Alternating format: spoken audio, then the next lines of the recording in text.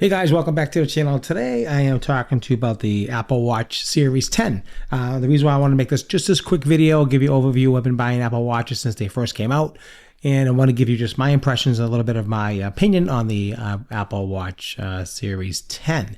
Comes in a box just like you see here, super simple, quick unboxing. Inside the box is these two boxes. Inside this box is the black silicone band, and also the watch comes into this box here. This is the actual case the watch slides into. I actually have a watch on a different band, just to let you know. I want to show you that in a minute. And it does come with the USB-C charger. So this is basically the setup. Super easy, super quick, and I love the Apple experience in opening up their boxes. But I'm sure you've seen them before, and that's pretty much how it is. So really easy, real convenient. Let's put this to the side. Let's talk about the watch. So the watch itself is absolutely awesome. I absolutely love this watch. You know, I bought the Ultra, and I didn't love it because I thought it was just a little bit too big for my wrist. And honestly, it really was. So I wanted to just go back to the original. I know it doesn't look as cool as the Ultra, but honestly, this thing works awesome. It lasts all day. Then plus with the new software update, it charges as it needs.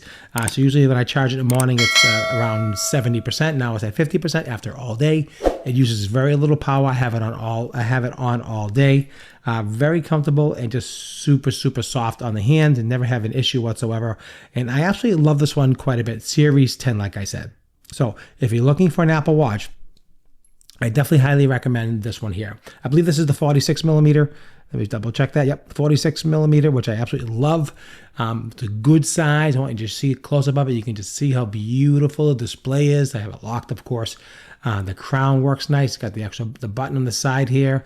Just a beautiful watch. So if you're looking to upgrade, you know what? Maybe the Ultra is not for everybody. And I think if you're a really extreme sports person, maybe it is.